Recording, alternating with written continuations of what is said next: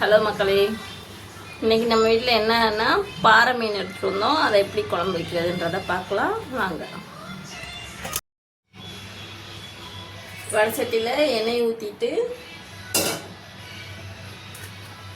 நம்ம கட் பண்ணி வச்சுருக்க வெங்காயம், தக்காளி, தேங்காய் துருவி வச்சுருக்கோம்.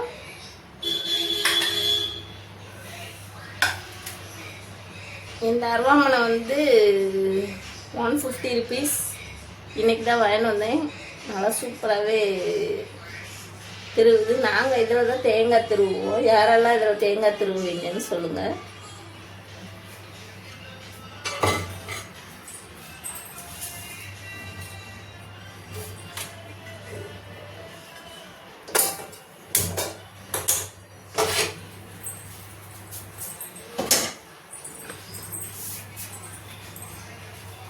இப்போ இதெல்லாம் போட்டு நல்லா வதக்கிடணும். மீனுக்கு தகுந்த மாதிரி நீங்கள் வெங்காயம் எடுத்துக்கோங்க. சின்ன வெங்காயம் அதாவது 1/4 கிலோ அளவுக்கு நான் எடுத்துருக்கேன். உங்களுக்கு எவ்வளோ மீன் கம்மியாக இருந்துச்சுன்னா கம்மியாக எடுத்துக்கோங்க, இல்லை கூட இருந்ததுன்னா கூட எடுத்துக்கோங்க.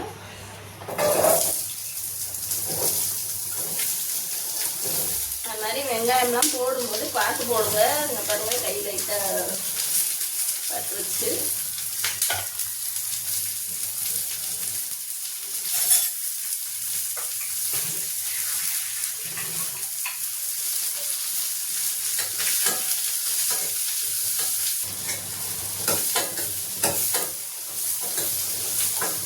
வெங்காயம் நல்லா வதங்கணும்னா கொஞ்சம் உப்பு சேர்த்துங்க.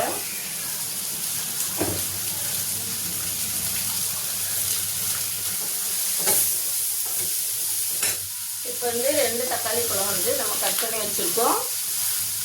நான் வந்து 2 தக்காளி பழம் தான் எடுத்துருக்கேன். ஏன்னா புளி இருக்குது, மாங்காய் போடுவோம், அதனால புளிப்பு வந்து கம்மியாக இருக்கட்டும். 2 குட்டி பழம் தான் எடுத்துருக்கேன்.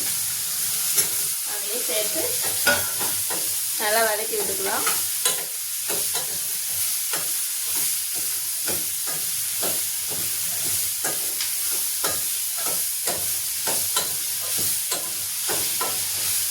யாரெல்லாம் வந்து அடுப்பில் வேலை பார்த்துக்கிட்டே பாத்திரம் விளக்குவீங்க எல்லாம், நான் வந்து அடுப்பில் வேலை பார்த்துக்கிட்டே வந்து பாத்திரம் விளக்கி எல்லா வேலையும் முடிச்சு வச்சுருக்கேன்.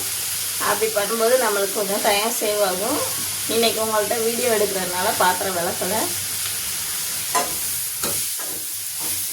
இது வந்து எங்கள் அம்மாலாம் எனக்கு சொல்லி கொடுக்கல, நானே கற்றுக்கிட்டது தான். ஆனால் குழம்பு வந்து அட்டகாசமாக இருக்கும். அவங்க வைக்கிறத பார்த்துருக்கேன், அந்த மாதிரி தான் நான் வந்து வச்சுருக்கேன். எங்கள் ஊர் பக்கம் இப்படி தான் வைப்போம். அதாவது எங்கள் வீட்டில் இப்படி தான் வைப்போம். அதாவது தேங்காய் வந்து நிறைய வீட்டில் போட மாட்டாங்க. அதாவது மீன் குழம்புக்கு நிறைய நான் வீடியோவில் பார்த்துருக்கேன், தேங்காய் யாருமே சேர்க்க மாட்டாங்க. ஆனால் நாங்கள் வந்து தேங்காய் சேர்த்து தான் யூஸ் பண்ணுவோம். இது மாதிரி வந்து ஒரு தடவை வச்சு பார்த்துட்டு எனக்கு கமெண்ட் பண்ணுங்கள். சட்டி காலி ஆயிரும். அதாவது சட்டியில் குழம்பே இல்லாத அளவுக்கு வலிச்சு சாப்பிடுவாங்க, அந்த அளவுக்கு டேஸ்டாக இருக்கும். ஒரு தடவை இது மாதிரி வச்சு பாருங்க.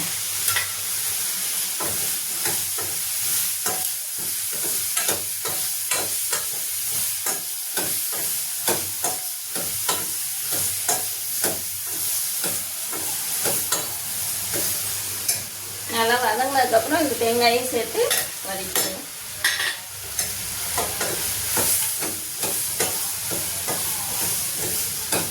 தேங்காய் வந்து துருவி சேர்த்திங்கன்னா அது ஒரு டேஸ்ட்டாக இருக்கும். நம்ம மிக்ஸி சில்லு எடுத்து சேர்த்தா அது ஒரு டேஸ்ட்டாக இருக்கும்.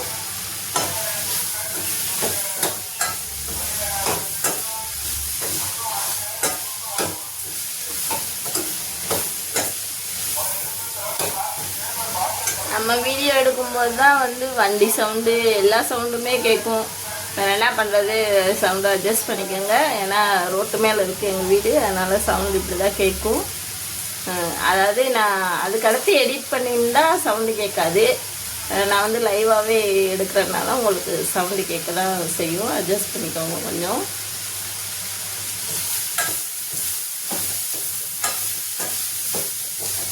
இப்படி வதங்கும் போதே வந்து குழம்பு மிளகாய்த்தூள் நம்ம வந்து அரைச்சி வச்சுக்குவோம் வீட்லேயும். நான் வந்து குழம்பு மிளகாத்தூள் வந்து கடையிலலாம் வாங்க மாட்டேன். வீட்டில் அரைச்சி வைக்கிறது தான். அது ஒரு நாளைக்கு உங்களுக்கு ரெசிபி போடுறேன், அது எப்படி அரைக்கிறதுன்றது. அது மாதிரி பார்த்து நீங்கள் அரைச்சி வச்சுக்கோங்க.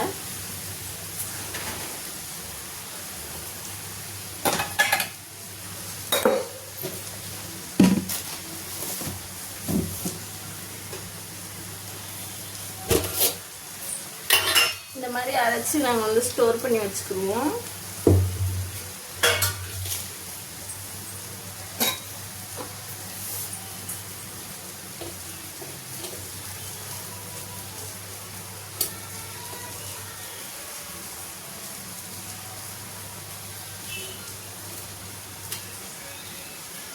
அதாவது தேவையான அளவு சின்ன சம்பளத்தில் எடுத்து வச்சுட்டு பெரிய சம்பளத்தை வச்சுருவோம். இது வந்து தேவைப்படும் போது அப்பப்போ நம்ம எடுத்து யூஸ் பண்ணிக்கலாம்.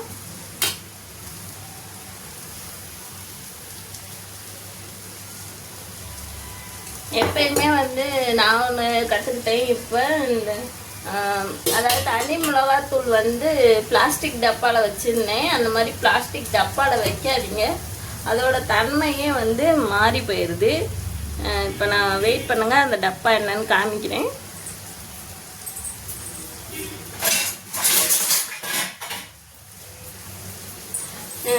இந்த டப்பாவில் மூடி இருக்குங்க, இதுக்கு மூடி இருக்குது. இதில் தான் வந்து தனி மிளகாய்த்தூள் வந்து நான் வச்சுருந்தேன். அதாவது அது என்னது காஷ்மீரி சில்லி அது வச்சுருந்தேன். நல்லா பியூர் ரெட் கலரில் இருந்துச்சு. நான் அரைக்கும்போது இதில் வச்சுட்டு நான் கொஞ்ச நாள் வந்து அதை யூஸ் பண்ணும்போது நான் கவனிக்கலை. அது இப்போ பார்த்தீங்கன்னா கலர் எப்படி சேஞ்ச் ஆகிருக்குன்னா,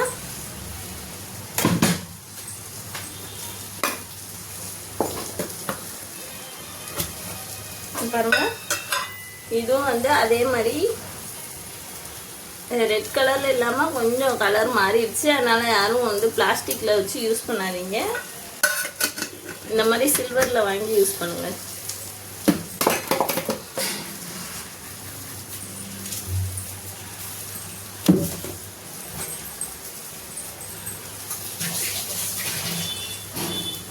இப்போ வந்துட்டு இந்த குழம்பு மிளகாத்தூளையும் நம்ம இதோட சேர்த்து ஒரு குழம்புக்கு தகுந்த மாதிரி நீங்கள் எத்தனை ஸ்பூன் வேணுமோ அத்தனை ஸ்பூனாக ஆட் பண்ணிக்கோங்க.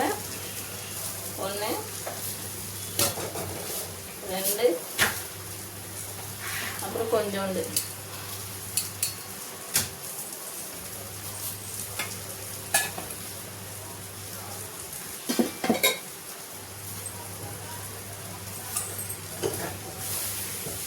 அப்படியே வந்து இந்த வெங்காயத்தோட வதக்கிடலாம்.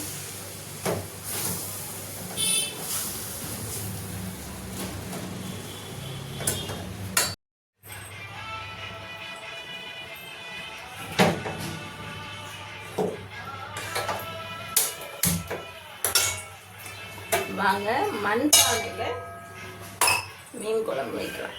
சரியா? இது வந்து நம்ம மிக்சியில் போட்டு அரைச்சி கொண்டு வந்துட்டோம். அது மாதிரி ஒரு லெமன் சைஸ் அளவு புளி எடுத்து கரைச்சி வச்சுக்கோங்க. இந்த குட்டி மாங்காய் 20 ரூபாங்க. உங்கள் ஊரில் எல்லாம் எவ்வளவுன்னு சொல்லுங்கள். நான் வந்து மீன் குழம்புக்கு எப்பயுமே போட மாட்டேன் மாங்காய். ஒரு தடவை போட்டு பார்த்தேன், நல்லா இருந்துச்சு டேஸ்ட்டு. அதனால் இந்த தடவை வாங்கிட்டு வந்திருக்கேன். மாங்காய் இல்லாதவங்க மாங்காய் போடாமே வச்சுக்கலாம், நல்லா டேஸ்ட்டாகவே இருக்கும். எங்கள் வீட்டுக்காருக்கு இந்த மாங்காய், கத்திரிக்காய், முருங்கைக்காய் அதெல்லாம் போட்டு வச்சா அவருக்கு பிடிக்காது. இருந்தாலும் இன்னைக்கு கொஞ்சம் போடுவோம்.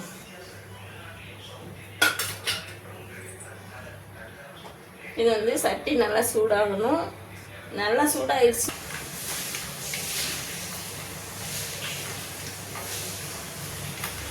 வெடிக்கிற சவுண்டு கேட்குதா? நல்லா வெடிச்சதுக்கப்புறம் இந்த கருவேப்பிலையை தள்ளி நின்றுக்காங்க. இப்போ வந்து இந்த அரைச்சி வச்சுருக்கோம்ல, அதை வந்து இதோட சேர்த்துங்க. புளியை வந்து நம்ம கரைச்சி வச்சுப்போம், அதே வந்து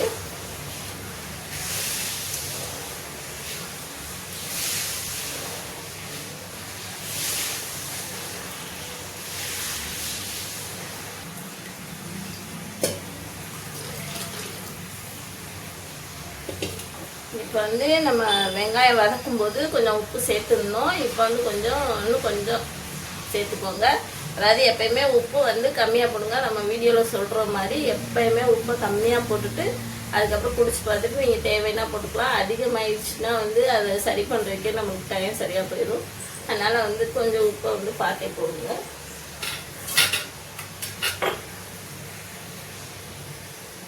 நம்ம ஏற்கனவே வந்து போட்டிருக்கோம், அதனால சும்மா கொஞ்சம் லைட்டாக தான் போடுறேன்.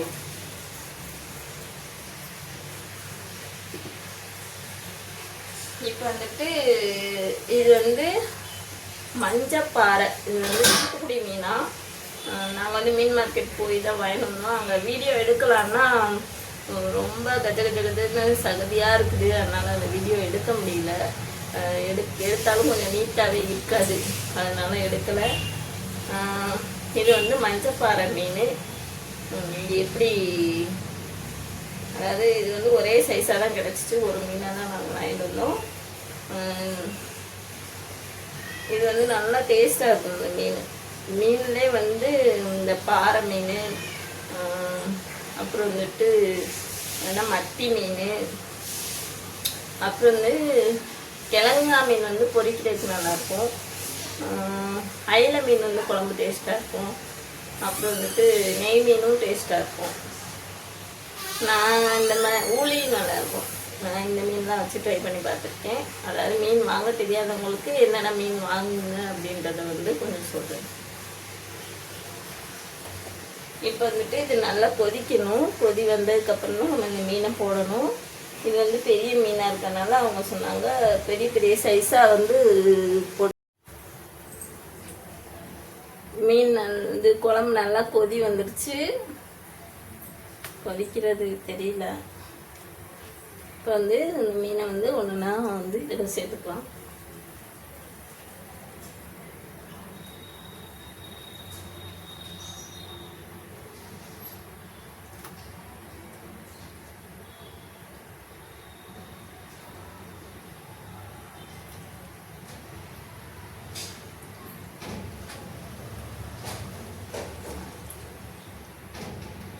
மீன் மண்டை யாருக்கெல்லாம் பிடிக்கும்? எங்கள் வீட்டில் என் பையனுக்கும் எனக்கும் ரொம்ப பிடிக்கும். என் பொண்ணுக்கும் பிடிக்கும். அதில் இருக்க கண்ணு தான் ரொம்ப பிடிக்கும்.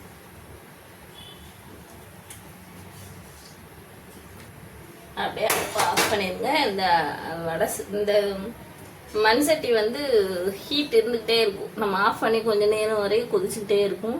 அதுலேயும் கொஞ்சம் மீன் வந்து இதாயிரும். அதனால் ரொம்ப கரையை விட்டுறாதீங்க மீனை. வந்து இந்த மசாலா தடவி எடுத்து வச்சுருக்கோம். இதை வந்து அப்போ பொரிக்கிறத பார்க்கலாம்.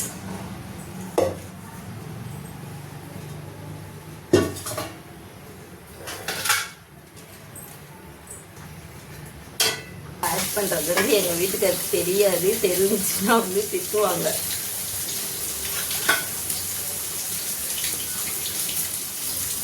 அதனால் சும்மா ஒரு 2-3 பீஸ் மட்டும் இதுக்குள்ளே போட்டுக்கலாம். அதுக்கு தெரியாமல் நான் எதுவுமே செய்யலை. அவர்கிட்ட சொல்லிடுவேன். ஏன்னா இல்லைன்னா குழம்பு வந்து டேஸ்ட் மாறிடும் அப்படின்னு சொல்லுவார். அதெல்லாம் மாறாது. மாங்காய் போட்டால் டேஸ்ட் சூப்பராகவே இருக்கும்.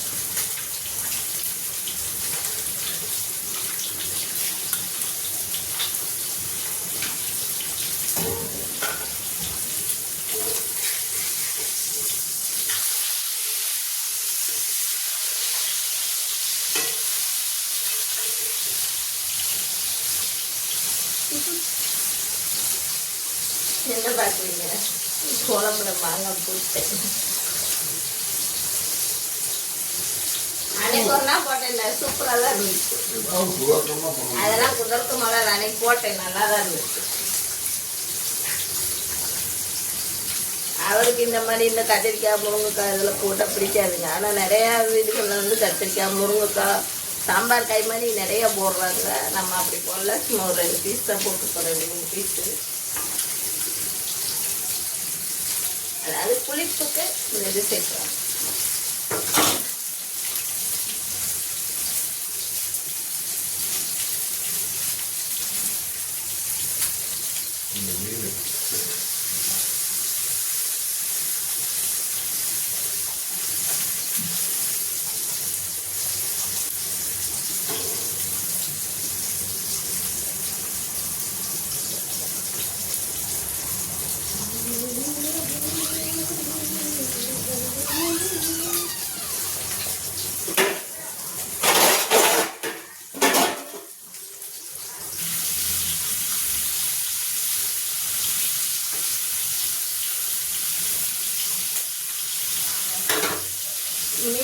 குழம்பு வந்து இருக்க இருக்க டேஸ்ட்டு தான் உங்களுக்கு. இன்னைக்கு வச்சுட்டு நாளைக்கு சாப்பிட்டிங்கன்னா அதை விட டேஸ்ட்டாக இருக்கும், நாளைக்கு அதை விட டேஸ்ட்டாக இருக்கும். அதாவது 2-3 நாளைக்கு வச்சு சாப்பிடலாம். மீன் குழம்பு மித்த குழம்பெல்லாம் வந்து வச்சு சாப்பிட முடியாது. மீன் குழம்பு வந்து நல்லாயிருக்கும் வச்சு சாப்பிட்றது. சரியா?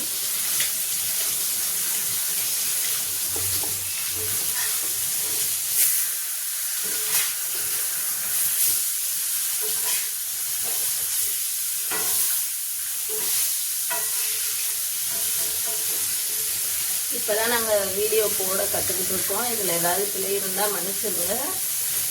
என்னடா இந்த அக்கா இப்படி வீடியோ எடுத்து போகிறாங்களே, இதெல்லாம் யார் பாப்பா அப்படின்னு நினைக்காதீங்க.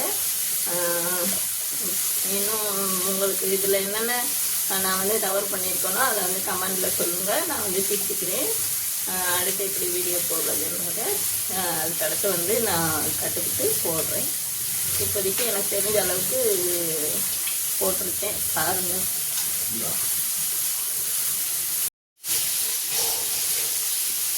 மீன் பொறிச்சிட்டு இருக்கும்போதே எடுத்து கொடுத்தேன் பார்த்தீங்களா. வந்து சாப்பிட்டு பார்த்துட்டு வஞ்சரம் மீன் ஃப்ரை மாதிரி இருக்குன்னு சொல்கிறாங்க. அதனால் நீங்களும் வாங்கி ட்ரை பண்ணி பாருங்கள்.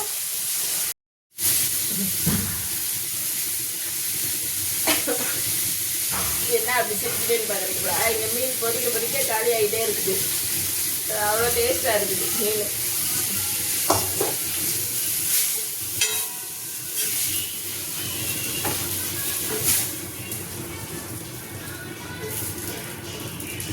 வாங்க சாப்பிடலாம்.